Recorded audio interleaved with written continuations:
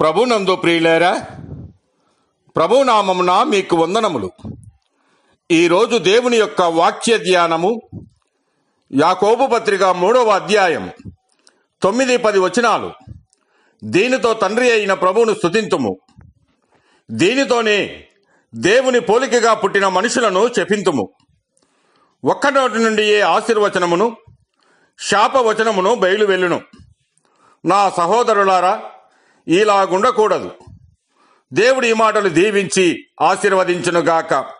గమనించండి ప్రియులారా, నాలుకకు 2 లక్షణములు ఉన్నట్లు మనము గమనించవచ్చు. ఒకటి దీవించుటకు, 2 శపించుటకు. ఈనాడు అనేకులు దేవుని స్తుతించిన నోటనే తోటి సహోదరి సహోదరులను అవమానకరముగా, దేవునికి విరోధముగా మాట్లాడుతూ ఉన్నారు. ఇది సృష్టికి విరుద్ధముగా ఉన్నది. సముద్రములో సహజముగా నీరు ఉప్పుగా ఉండును, అంతేగాని ఉదయము తీయగా సాయంకాలము చేదుగా ఉండవు.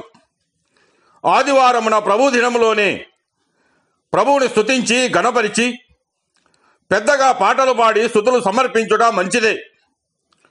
దేవుడు మన దగ్గర నుండి కోరుకున్నది అటువంటి ఆరాధనయే. మరి నీవు ఎట్లు ఆరాధించుచూ ఉన్నావు? ఒకసారి ఆలోచన చేసుకునుట మంచిది. సిద్ధపాటు లేకుండా ఆచారయుక్తంగా ఆరాధించిన ఎడల ప్రభువు మెచ్చడు.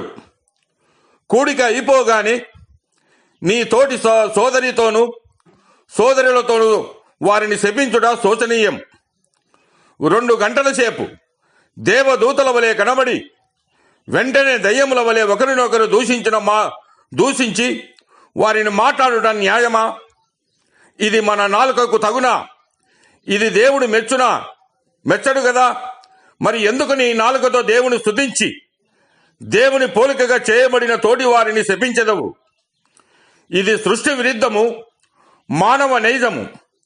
కాని విశ్వాసి అలాగ ఉండకుండా జీవితంలో దేవునికి ఇష్టమైన రీతిగా జీవించాలి. దేవుడు మిమ్మల్ని దీవించి ఆశీర్వదించునుగాక.